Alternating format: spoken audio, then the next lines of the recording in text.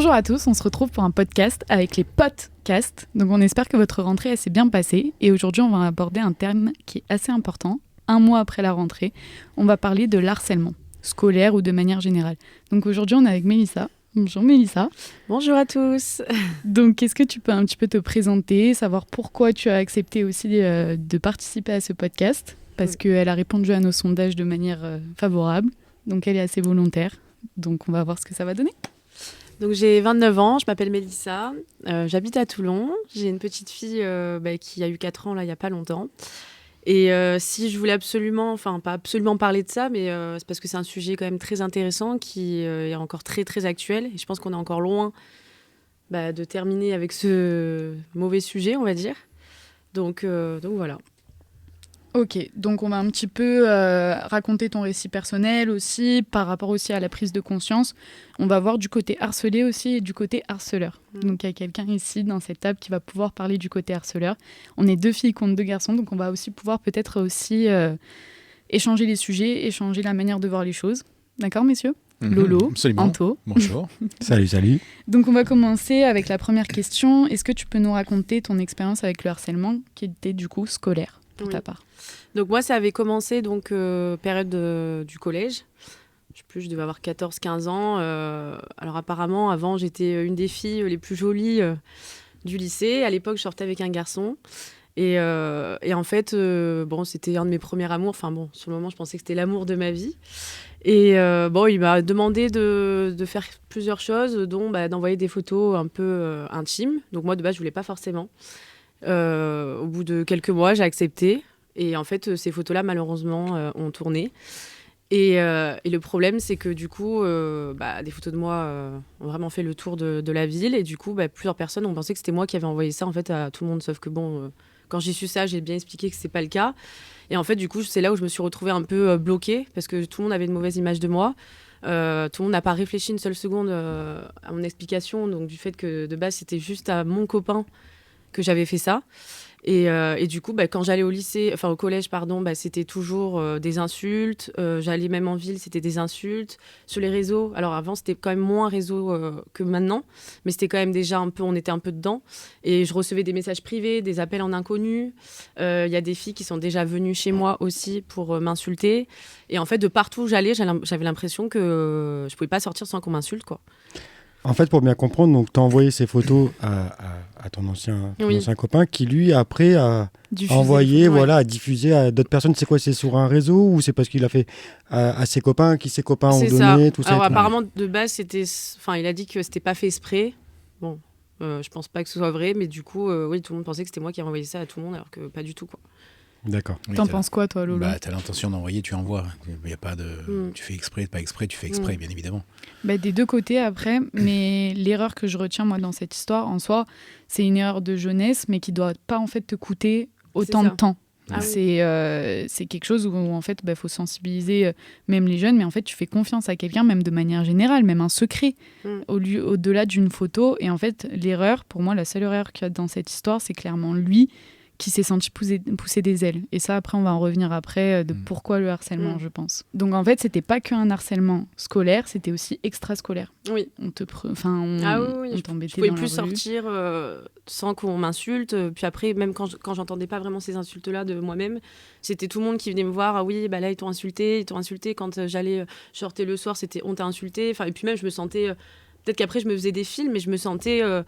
tout le temps visée, et puis du coup j'étais tout le temps mal. Alors moi, par chance, avec la force de caractère que j'ai, je montrais pas que j'étais mal, mais par contre quand j'entrais chez moi, j'étais au bout de ma vie, quoi. Et là, à ce moment-là, t'étais au collège, c'est ça ? C'est ça, ouais. Fin du collège un peu, oui. 4e, 3e.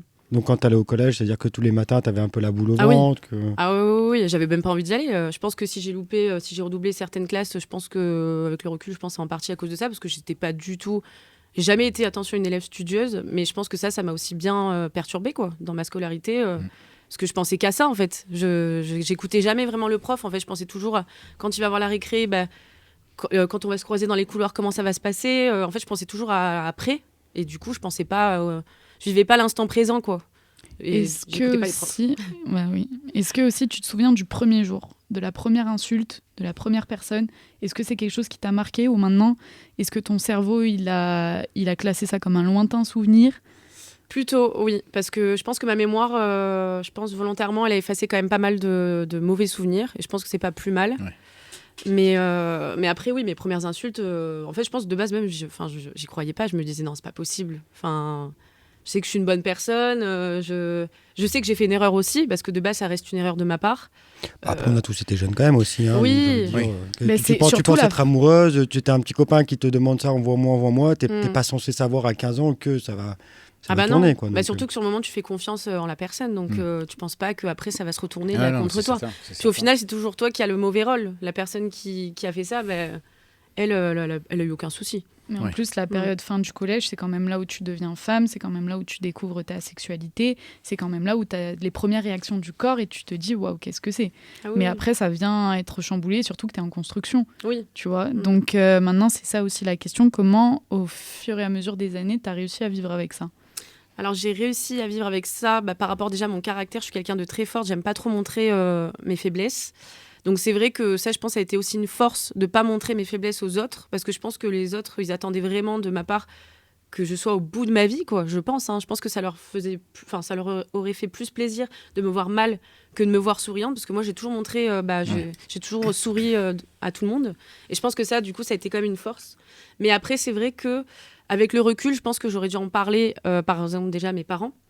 Ça, c'était un truc que je voulais pas faire parce que j'avais peur. Je me sentais un peu honteuse, en fait, d'avoir fait ça. Donc, j'avais pas envie qu'ils le sachent. Heureusement, j'ai eu un bon entourage, par contre, au niveau de mes amis. Ils ont été là pour moi. Ils m'ont quand même beaucoup soutenue. Et grâce à ça, c'est vrai que ça m'a un peu sauvée. Je faisais pas mal de sport aussi. Donc, ça aussi, ça permettait d'évacuer un peu toutes ces mauvaises ondes que j'avais autour de moi. Mais après, c'est vrai que je pense que ça a été le fait d'être fort de caractère, de montrer à tout le monde que j'allais bien. Du coup, les autres, en fait, au final, je pense qu'ils étaient dégoûtés de me voir bien. Bon, alors que c'était pas du tout le cas. Hein. Quand je rentrais chez moi, j'étais vraiment pas bien. Surtout que je devais cacher ça à mes parents. C'est ça, tes parents, compliqué. Ils n'ont pas réussi à voir que t'allais pas bien, ou même les profs? Non, les profs, alors pas du tout. Les profs, vraiment pas. Et mes parents, bon, des fois, ils me voyaient un peu bizarre, mais bon, comme j'étais un peu dans l'adolescence, bon, les hormones, tout ça, bon, je veux dire, c'est passé un peu en mode comme ça. Mais non, sinon, non, il n'y a pas beaucoup de personnes qui en veulent, quoi. Donc tu l'as vécu toute seule, cette histoire-là, en fait. Ouais. C'est compliqué. Regarde, parce que toi, Lolo, qui est papa maintenant d'une fille, elle a quel âge ta fille? Elle a 12 ans. Elle a 12 ans. Donc tu vois, elle rentre pile dans ça. Toi, est-ce que tu veux bien raconter ton témoignage en tant que papa d'une jeune fille? Est-ce que tu es plus attentif, du coup, vu que c'est quand même un sujet qui est commercial maintenant? Alors moi, je suis complètement attentif. Hein. Moi, mes enfants, de toute façon, c'est tout ce que j'ai. Je veux dire, moi, tu touches à mes enfants, t'es grillé, quoi. Moi, c'est clair. Hein. Moi, j'ai eu ma fille qui avait été... Alors, c'est pas du harcèlement, parce que ma fille sait se défendre, mais elle s'est fait insulter et menacer de mort il y a quelques temps par un gars, par un con, hein, tout simplement. Et donc moi je lui avais dit de pas intervenir parce qu'elle sait se défendre, mais donc elle l'a pas fait. Déjà tu facilites le dialogue avec ta fille en la mettant en confiance. Mais moi de toute façon mes enfants c'est alors je suis pas strict et militaire, hein, mais des gens que je veux tout savoir ce qui se passe, ce qu'ils font, leur donner des conseils puisqu'on est là pour ça, quoi. Après au-delà de ça c'est mettre assez à l'aise la personne pour C'est ça, et puis il y a la génération aussi. Moi j'ai 50 ans, hein, donc moi j'ai connu une génération bien avant. Donc j'essaie de faire en sorte de ne pas avoir la même génération dans le sens où on parle. Voilà, il y a un problème, on le voit tout de suite, on parle. On se met pas des barrières comme quoi tu as vécu malheureusement parce que tu pouvais peut-être pas à ce moment-là. Moi si je sais que demain ma fille a quelque chose comme tu as vécu par exemple et qu'elle me le dit pas, déjà moi je le vivrais très mal. Ah oui. Et je serais en colère, je serais vraiment en colère. Moi j'avais peur aussi de mon père par exemple qui tue quelqu'un, quoi. Moi j'avais peur de ça aussi. Oui, mais c'est ça que j'étais bloquée en humain, fait. Bien sûr. Mais il faut que la honte elle change de camp encore une fois. C'est vrai, non mais oui. Mais moi je m'en serais voulu de pas être au courant. Ah oui. Et puis père, je pense que là je pense qu'ils s'ils sont au courant de ça, forcément. Mais c'est ça ce que j'allais dire. J'ai quand même deux petites questions. Est-ce qu'à ce jour tu penses que tu as fait le bon choix de pas leur parler? Et est-ce qu'à ce jour aussi maintenant ils sont au courant? Mais est-ce que si tu pourrais revenir en arrière, est-ce que tu penses que ce serait peut-être mieux si tu aurais dit à tes parents pour avoir encore plus de soutien et pas avoir la boule au ventre? Oui, je pense, parce que je me serais sentie vraiment soutenue en fait par mes parents. Et puis pour moi, les parents, c'est quand même la base. Quand on a un problème, on est censé pouvoir en discuter tranquillement et pas avoir peur de la réaction de ses parents. Et du coup, oui, si ça devait se repasser, enfin, j'espère pas, je pense que oui, j'en aurais parlé à mes parents, ça c'est sûr. Mais t'es bien placée pour en parler parce que t'es maman et maintenant. Et oui, j'ai une je pense petite que fille de 4 ans. Donc, moi, je le vois au quotidien, comment tu parles à ta fille après l'école, etc. Je pense que c'est important d'instaurer le dialogue. Ouais. Et c'est quelque chose que je pense, tu vas me dire, Lolo, que les générations d'avant peut-être n'avaient pas. Même s'il n'y avait pas les réseaux sociaux, etc., c'est le dialogue, j'ai l'impression qu'il est quand même plus facilité à l'heure d'aujourd'hui grâce aux réseaux sociaux d'un côté. Ça dépend le foyer, ça dépend comment tu as été élevé, ça dépend comment sont tes parents à la base. Si tu as des parents stricts, effectivement, tu as des parents qui sont un peu stricts militaires, où ils veulent rien savoir, il faut marcher dans les clous. Et puis tu as d'autres parents qui sont plus attentionnés. Voilà, donc ça dépend du foyer tout simplement. Mais oui, effectivement, moi, quand j'avais 12 ans, je filais droit, quoi. Hein. Mais après, il y a 12 ans, il y a la peur du gendarme, il y a la peur de... Moi, mon père, il avait juste à me regarder d'un sourcil, je savais que j'étais dans le caca, quoi, entre guillemets. Hein. Maintenant, c'est... Voilà, tout simplement. Parce que je pense aussi, la génération d'aujourd'hui, alors comme tu dis, on parle plus du harcèlement, mais dans un sens aussi, on a de plus en plus les réseaux sociaux, qui ne facilitent pas non plus la chose. C'est la mauvaise utilisation. Exactement, donc là maintenant, comme tu dis, tu peux avoir, par exemple, à l'époque, on n'avait pas tout ce qui était Facebook, Instagram, tout ça, donc c'était vraiment par SMS. Maintenant, les photos, tu peux les mettre sur n'importe quel site. Donc ça devient très dangereux aussi. Ah oui. Donc, mais par contre, maintenant, là, donc, comme tu disais, s'il y a une personne qui a 15 ans et qui lui arrive la même histoire, donc quel conseil tu pourrais lui donner ? Je dirais d'en parler premièrement à ses parents, d'en parler aux professeurs. Ça, c'est important aussi que l'établissement soit au courant de ce qui se passe dans leur établissement, parce que je pense qu'ils ne sont pas au courant de beaucoup de choses. Et puis, bien sûr, si ça commence à aller de plus en plus loin, c'est avec la police. Oui. Ça, au bout d'un moment, il ne faut pas oublier qu'ils sont là pour nous aider. Donc, alors c'est sûr que ça fait un peu peur au début, mais je pense que ça, c'est aussi très important de leur en parler aussi, parce que ça peut faire peur, justement, malheureusement. Des fois, il faut aller plus loin que ça. Donc, s'il faut aller plus loin que ça pour que ça change les choses, il faut le faire. Surtout qu'il y a des fois, il y a quand même une mauvaise fin, c'est quand même le suicide. C'est être poussé au suicide. Là, par exemple, en septembre 2024, c'était les 1 an du suicide du petit Nicolas. C'était un lycéen, 15 ans. Il s'est suicidé suite à de nombreuses menaces d'harceleurs. Enfin, c'est quand même des mots assez durs qui ressortent. Donc, encore une fois, moi, je dis que les réseaux sociaux, ça peut aider pour ça. Après, un mauvais escient, pas du tout. Il y a quand même des mots qui sont très forts. Des mauvaises intentions. Voilà. Donc après, à partir de ça, après du coup cette polémique du petit Nicolas, il y a un plan de lutte qui est mis en place. Il y a même des campagnes publicitaires, par exemple l'assurance AXA, etc. C'est quelque chose qui sensibilise vraiment. Mais si on prend le problème depuis la racine, à votre avis, ce serait quoi ? Comment on pourrait éviter le harcèlement ? Déjà, les harceleurs, comment on pourrait les réprimer directement ? Changer la loi, tout simplement. Voilà. Mais surtout en parler de suite. Oui, non, mais ça sert à rien. Oui, m'en parler de suite, oui. Mais moi, je te donne un exemple. Je suis allé au commissariat pour porter plainte. Le gars m'a dit ça sert à rien, quoi. Il faut que ce soit répété, et même aller au drame pour qu'il y ait au moins, au minimum, une plainte de prise, quoi. Ça ne sert à rien. Les lois sont dégueulasses en France. Alors, moi, je pense pas qu'il faut quand même partir de ce principe, parce que si tu pars de ce principe, ça va donner encore plus de la force aux harceleurs. Tu vois, moi, je pense qu'il faut continuer à parler quand même aux professeurs. Aux professeurs, voilà, vraiment parler aux professeurs qui contactera après les parents. Non plus, donc, ça sert à rien. En fait, tu as des lois qui nous régissent. Les profs ne peuvent rien faire. Donc ça veut dire que maintenant, les harceleurs, en fait, ils peuvent tout faire alors. Non. On va repartir aussi dans la version peut-être de l'harceleur, ok, parce qu'il y a toujours deux côtés dans une histoire. Aucune excuse n'est valable. Il y a plein de choses qui rentrent en compte. C'est peut-être la peur du jugement des autres. C'est peut-être l'éducation aussi qu'il y a à la maison. C'est peut-être moi, on me fait violence, donc moi, je vais faire violence aux autres. Enfin bref, il y a 1001 raisons qui ne sont pas valables. Anthony, est-ce qu'on peut te demander, toi, ta version, toi, pendant ta jeunesse, comment tu as vécu la période du collège et le thème de l'harcèlement ? Alors, moi, il faut savoir que j'ai été des deux côtés. Donc, j'ai été harcelé et après, je suis devenu harceleur. Donc, en primaire, parce que moi, j'avais donc une maladie de la glande thyroïde. Donc, ça veut dire que quand j'étais en primaire, j'étais vraiment très, très, très, très bouboule. Et en fait, on m'appelait comme ça, bouboule. C'est comme je regarde, il faut savoir qu'il y a 700 000 élèves, quand même par an, qui se font harceler. Et là, je vois 12% en primaire, 10% au collège. Donc, c'est-à-dire que le moment où tu es le plus harcelé, c'est quand même en primaire. Ouais, c'est fou. Pas. Pourtant, moi, je pensais que c'était au collège. Donc, apparemment, non. Donc, j'ai à peu près pareillement en statistique. Voilà, donc c'est quand même en primaire. Et donc, moi, c'est à ce moment-là, en fait, où j'ai été harcelé. Donc, on m'appelait Bouboule, sale gros lard, tout ça. Donc, on arrivait, on me tapait. Voilà, c'est-à-dire que je sortais sans raison, on me tapait parce que j'étais gros. Parce que j'étais pas comme les autres, j'étais gros. Et en fait, d'une année à l'autre, j'ai fondu. Voilà, je suis devenu comme tout le monde. C'est-à-dire que voilà, on m'appelait plus Bouboule. Et en fait, j'ai eu ce sentiment de vengeance. C'est-à-dire que je suis arrivé au collège, j'en avais un élève qui était dans son coin, qui était tout timide, qui demandait rien à personne. Hein. Et là, en fait, c'est moi qui l'ai harcelé.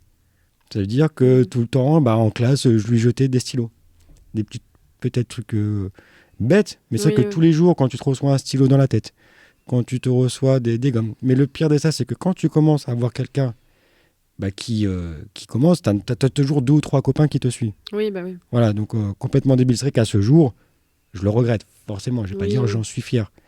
Et c'est le jour au bout d'un moment où, en fait, c'est là où ce garçon, à la fin de l'année, il est arrivé, mais complètement en pleurs.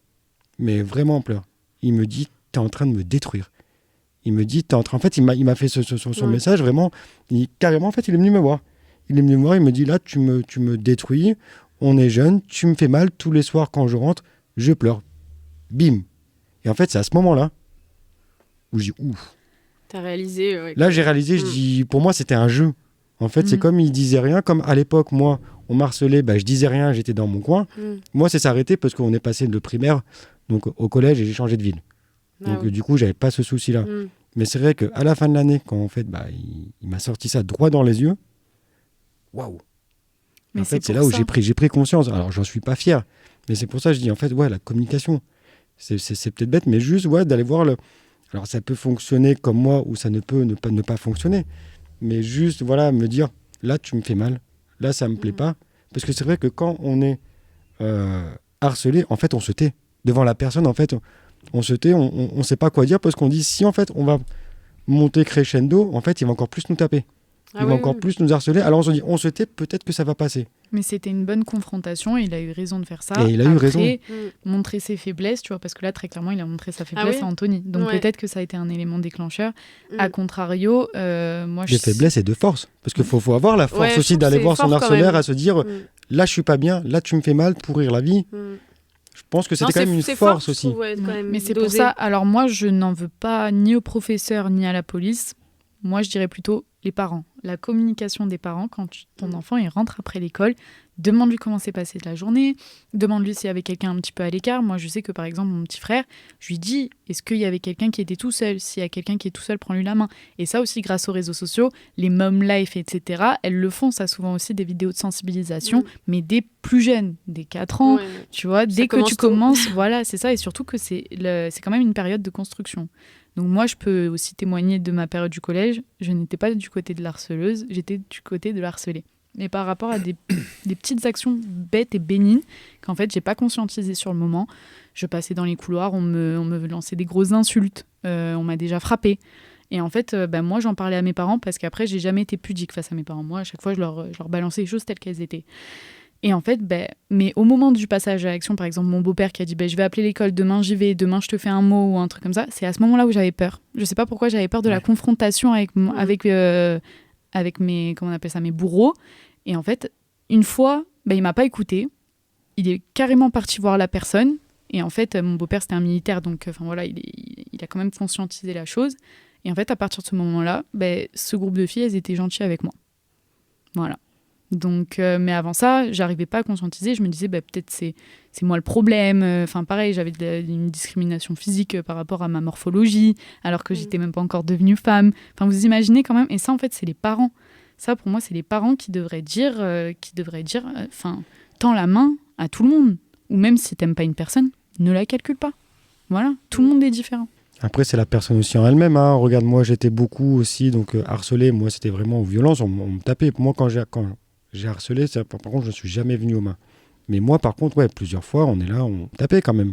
Mais pourtant, tu vois, c'est pareil. En fait, c'est là où je regrette aussi, c'est que j'en ai parlé. Je n'en ai pas parlé à ma mère. Tu vois, je ne l'ai jamais dit. J'arrivais chez moi, je faisais genre de rien. Je rentrais. Et puis voilà, c'est vrai que à ce jour, si je dois revenir en arrière, oui, j'en parlerai forcément aux c'est parents. Important, ouais. Est-ce que aussi, par exemple, donc là, on a fait un petit voyage dans le passé, on va faire un petit voyage dans le présent. Est-ce que tu sens que ça t'affecte encore aujourd'hui par rapport à certains codes sociaux, à des codes sociaux, par exemple, quand tu rencontres des gens? Ça a complètement... Non, là, j'avoue que je pense que j'ai totalement tourné la page, en tout cas pour moi, mais maintenant, j'ai peur pour ma fille. Forcément. Du coup, voilà, elle a 4 ans, elle est encore petite, et là, je me rends compte avec les réseaux que c'est vraiment de plus... Moi, je suis beaucoup sur TikTok, et du coup, on voit énormément de témoignages de mamans, ou de papa, de parents. Et ça commence très, très, très... même, tu parlais de primaire, mais j'ai l'impression que même maintenant, c'est en maternelle que ça commence. Alors, ça paraît tout bête en maternelle, mais ça peut partir de là aussi. Parce qu'ils sont quand même... je pense que les petits de maintenant, ils sont quand même beaucoup plus matures. Je pense que nous, à l'époque, ils savent beaucoup plus de choses. Ils sont beaucoup plus précoces, je pense. Et du coup, ça a des avantages et beaucoup d'inconvénients aussi sur ce genre de choses aussi. Donc... ça fait un peu peur. Non, moi, je pense que j'ai tourné la page, mais maintenant, j'ai ma fille, donc j'ai peur pour elle. Mais si tu vois toutes tes qualités, tes défauts, tu te dis pas qu'il y en a, que l'un ou l'autre, en fait, est relié par rapport à cette période-là de ta vie? Il y en a, ça pourrait être la pudeur. Toi, du coup, c'est peut-être la spontanéité. Ouais, je suis très spontanée. J'ai toujours été très spontanée, des fois trop spontanée. Ça a été limite un défaut, une qualité. Mais non, après, j'ai toujours été quand même forte de caractère. Là, je le suis encore plus, je pense, du coup, maintenant. Mais et puis c'est surtout de ne pas regarder de pas vivre en fonction des autres. Je veux dire, maintenant, moi, je fais quelque chose, que ça plaise ou pas, il y aura toujours des critiques dans tous les cas. Hein. Ça, c'est normal. Mais je m'en fiche. En fait, la vie des autres, maintenant, je m'en fiche.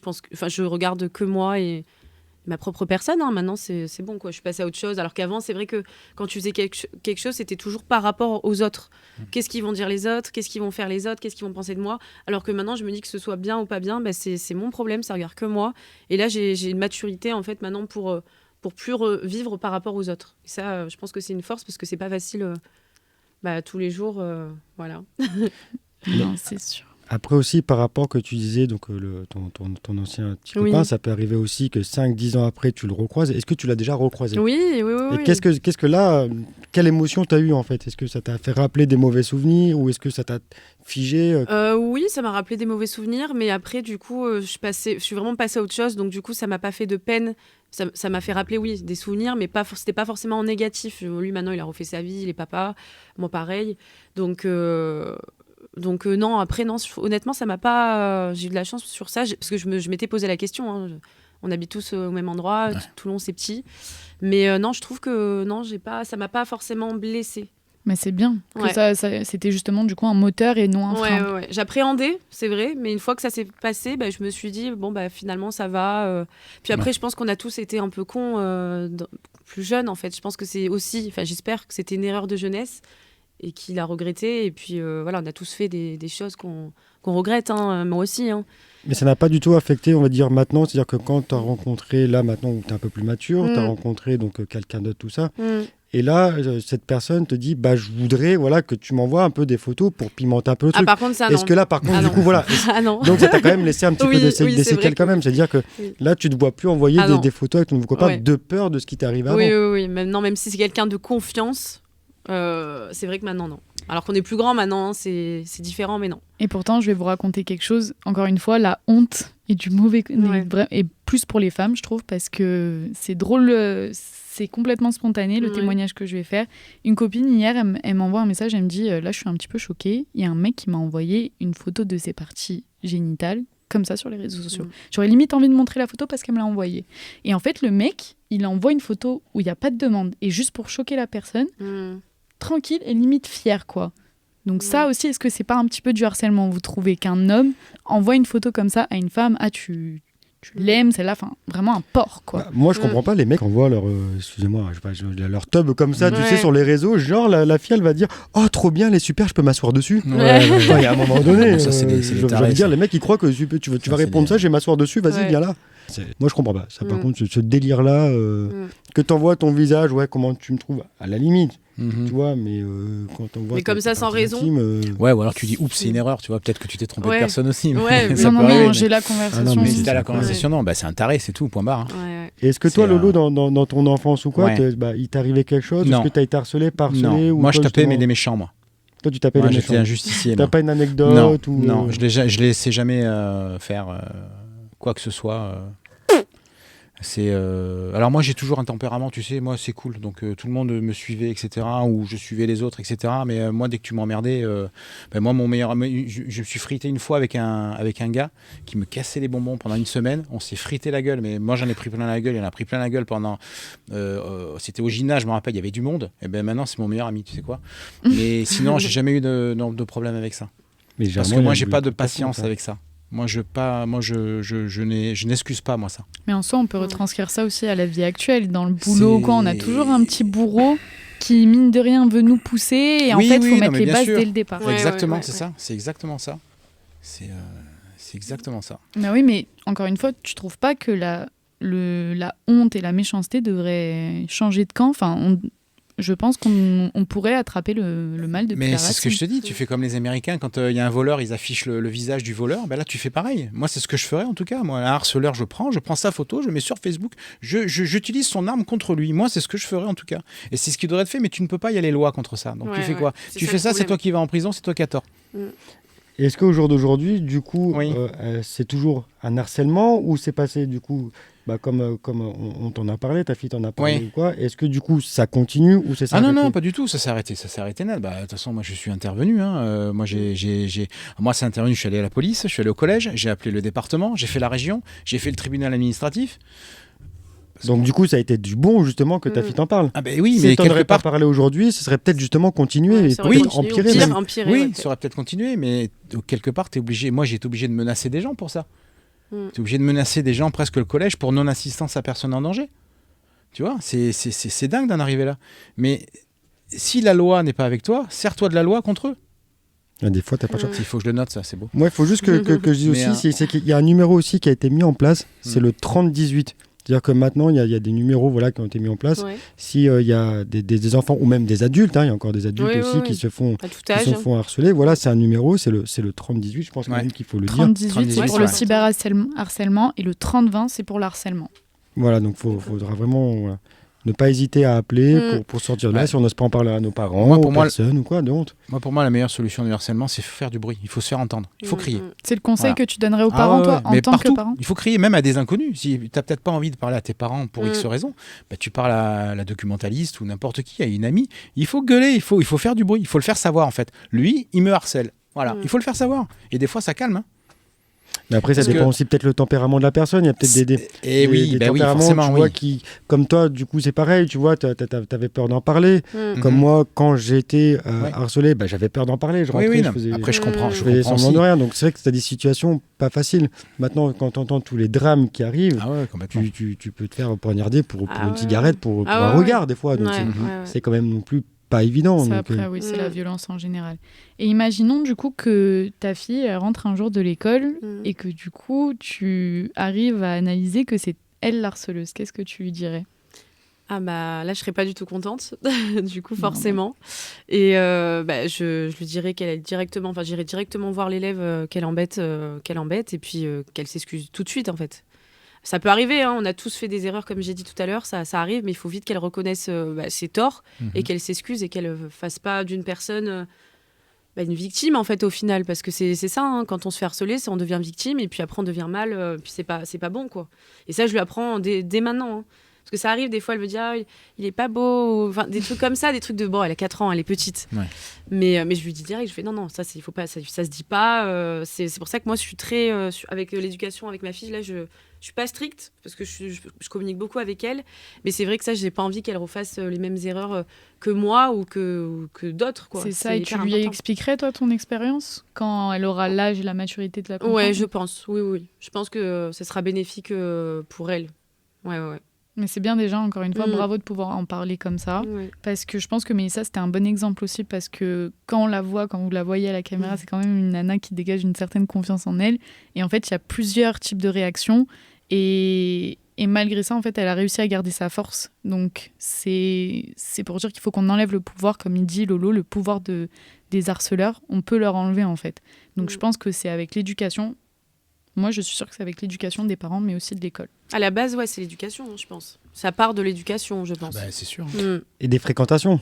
Oui, aussi. Faut pas oublier non plus les fréquentations. Si t'as beau avoir une super bonne éducation, que tu caches à tes parents, que tu traînes avec des mauvaises personnes, des mauvais copains, copines. Après, on a toujours été comme ça. Même nos parents, traîne pas avec un tel parce que c'est pas bon pour toi, mais on s'en fout. On est jeune, on n'écoute pas. Oui, bah oui. Donc après, c'est compliqué, mais c'est la communication. Je pense qu'on a tous eu quand même une fois un mot déplacé envers un autre camarade. Ah bah bien sûr, bien sûr. Plein de fois. Mais on se rend pas compte de l'impact. On se rend pas compte. Faut pas qu'en fait ça soit dans la durée. Voilà, faut pas que ça soit aussi quotidiennement. Tu peux dire à un camarade, toi, t'as une tête de con. Oui. Tu vois ce que je veux dire. Mais si c'est tous les jours, tous les heures, t'as une tête de con, t'as une tête de con, t'as une tête de con. C'est ce que tu me dis tous les jours. Là, ça commence. Parce que toi, t'as vraiment une tête de con. Mais tu vois, après, ça devient de l'harcèlement. Puis c'est pour faire rire, je pense aussi la galerie des fois. Moi je sais que j'ai eu une période comme ça aussi où c'est des petites réflexions tout bêtes, mais c'est vrai que si c'est toute l'année, au bout d'un moment ça devient vraiment de l'harcèlement quoi. C'est au début tu veux te faire passer pour la clown, ça fait rire tout le monde, mais en fait au final tu blesses quelqu'un quoi. Donc c'est pas drôle pour la personne qui visait. Pour nous c'est rigolo sur le moment, mais après c'est ça parce qu'on est au centre de l'intention et du coup en fait on se sent valorisé. Oui. Donc c'est le regard des autres quand même, tu vois, et c'est quelque chose en fait qu'on peut retranscrire à la vie adulte, à la vie professionnelle aussi. Pour moi c'est la même chose au boulot. Parce qu'il y a le harcèlement scolaire, il y a le harcèlement au travail aussi, il y a le harcèlement partout. Il y a le harcèlement aussi même au sein du couple, même pour les photos. Dans la rue. Exactement, partout. Ouais. Et si aujourd'hui il y avait vraiment tes harceleurs en face, est-ce que tu saurais leur dire quelque chose ou tu pourrais rigoler avec eux sans souci ou bande de cons. Non. Tout le monde a le droit de faire des erreurs, je pense pour moi. Personne n'est parfait. L'essentiel, c'est de reconnaître ses torts quand même et d'évoluer en positif, du coup. Et surtout de ne pas recommencer ces erreurs-là. Mais non, je ne pense pas que... En fait, moi, je ne suis pas rancunière.